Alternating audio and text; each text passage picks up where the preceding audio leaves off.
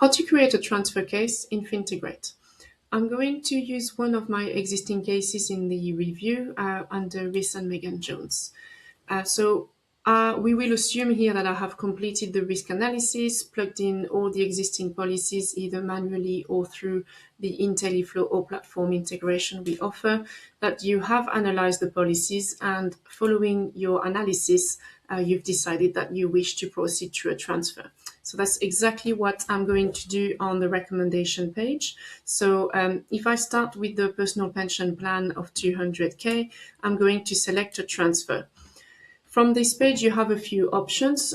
You can either decide to re-register the funds if you wish to keep the investment as it is and simply proceed to a platform switch, which is not what I'll do today. I'll show you how you can select a different investment, and you can choose whether you transfer the full or a partial amount. So if you decide to transfer, let's say, 100K as a partial amount, you will still need to select, of course, a brand new policy in order to transfer the 100K.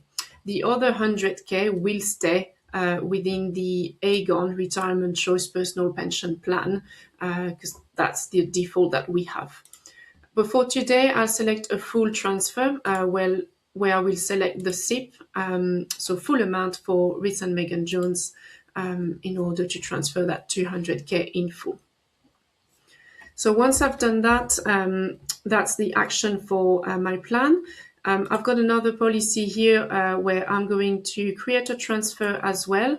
But what I'll do instead of creating a brand new policy, what I'll do is that I will move that 500K into the brand new SIP that I have created for my previous transfer. So this way you can build a pension consolidation. So all you need to do is do what I did, create a transfer with a brand new policy, and then any other policies you would have, you would need to transfer it to the brand new SIP in my example here. You then move on to the transaction record. This is very useful when you work as a team or when you get interrupted to remember where you left off. So now you can see in my recommended portfolio, my fund value is 700K. So that's the 500K plus the 200K that I'm transferring into that brand new SIP. And now what I need to do is manage the investment. So you can see there are other blue buttons. That's all the other actions you can take. But let's focus on the manage the investment for now, because I selected that I didn't want to re-register the funds or the models that I was invested into initially. So now I'm going to create a brand new investment selection. So within this page, this is where you can manually select the funds or manually select your CIP selection or any other model portfolio that we have on the system. We've got over 1,800 for you to choose from without requesting permission. But where I really want to draw your attention on is the CIP selection for our risk profile. So I'm currently using eValue on a scale of 1 to 10. You've got other options, and we also have an integration with Finametrica. But specifically here, I've chosen eValue because my client is a 7 out of 10, investing for less than 20 years. And I have done the risk mapping within my settings, within my investment selection. And these are the portfolios that are suitable for a client, which is a 7 out of 10, investing for that time frame. And what you'll notice with the risk mapping with eValue is that I can do some blending of funds or portfolios. So I will select the Tatton Ethical for this example and keep the recommended weighting as it is, 40 and 60%, and I will save that selection. If I had other policies where I wanted to apply the same recommendation, I can save some time here and apply this selection to all policies. But here, obviously, I just have one policy for my recommendation, so I'll save and close that. So now that I have selected my Tatton Ethical, my risk has obviously changed based on that. And what we do, because this is a transfer, we are selecting the most cost-effective platform based on the platform of your choice that you would have built as part of your CIP. So in this example, this is 7IM for me, but for any legacy reasons or any reason that is best for the client, you could decide to override that selection. And by clicking on that selection override button, you have a choice now to override 7 IM for, in my example, Aviva or Nucleus. But like I said, these would need to be manually filled in for you with a tiered stepped or fixed charges, for example. So that's covered in another video. So if I select Nucleus here, just for the sake of the example, I can also decide to apply a further discount for any specific case that I come across. So for example, here, if I decide to have a £50 discount for any new client I put on Nucleus, I can select that. I'll press evaluate, which is now forcing Fintegrate to recalculate all the cost and charges for Nucleus as my chosen platform now. You've got a few other options within that recommended portfolio. You can contribute, you can make some withdrawals, add a brand new policy if your client has extra cash to invest.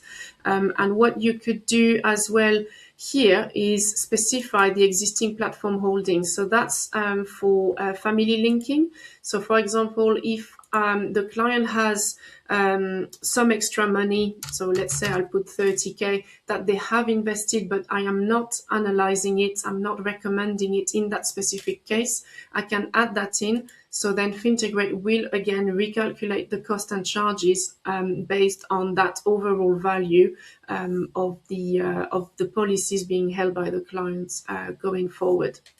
So it's done that for me. And now I can take a look at the results of our existing versus recommended. So here I've selected a brand new investment where my client is going to have a little bit more risk. And of course, we've done a consolidation and put all of the money in one SIP. And now what we can take a look at is probably that total annual cost and charges table, where I've got all of the details of what the client is going to pay for for the platform charges here, which is what I'm focusing on today. So we went from 0.43% to now 0.26% by selecting the platform of my choice. You also have a chart view, which is available in the report. So visually, it's really attractive for the client to then realize that by using you and your selection of the new platform, they're going to be spending less money. And the rest of the report is, again, a comparison of existing versus recommended across our performance table. So you can take a look at it from the summary perspective or with all the details of each policy you are analyzing. And here we can see my recommended policy is has performed better than the existing ones. I'll go back to the summary to keep it simple for the client. You can then choose different time periods, manage benchmarks and add benchmarks such as inflation, cash, the IA sector, etc.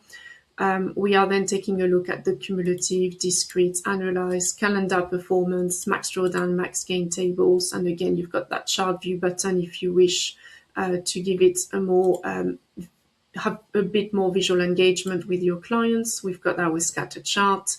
And we also have the asset class breakdown where, again, in this scenario, it's probably a bit extreme here, but I'm going to recommend a lot more of our assets into US equities, for example, and you can do the same analysis between sector, country, and regional going forward.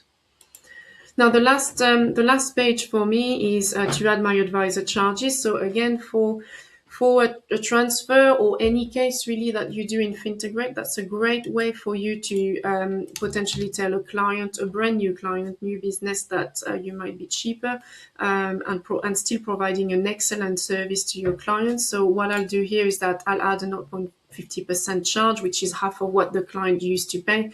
To justify my cost here. You could apply that to all policy in one go if I had more than one here on the left, but I'm going to save it as it is. You can add a monetary charge instead, typically for the initial charge as well. And in this example, I now have the aggregate cost and charges graph here, so my client can really visualize what's coming out of the pot. And we also have a summary with pounds and pennies in that table. The last page is for you to download the report. So the summary, that's pretty much everything we've covered in the recommendation page. You can add your executive summary as well as download the report, of course, and we give you an option for both PDF and Word. And if you are using IntelliFlow, you'll be able to send that report back to the back office. And you've got multiple options here. You can really tailor that report the way you want with all the tick boxes. For example, I might want to add the 1 year scatter chart. I could do the same with a performance chart, for example.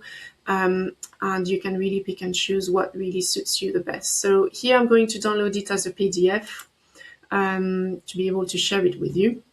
My report has now downloaded, and you can white label all of this, change the logo, change the cover picture, change any of the colors, and that's everything we've covered together, apart from the risk analysis and the existing policies, which I've covered in other videos. But I'll move on quickly to the recommendation, and this is where we are justifying our transfer to our client for the 700K, where I'm using a mixture of MPSs, but you could have selected funds if you wanted to. And again, the entire report is existing versus recommended. And I'll stop on this page here where you can visually see the benefits of the client for that transfer, whether that's for just the platform cost, but also your advisory cost, which we summarize towards the end of the report, along with the graph and, like I said, the table for pounds and pennies.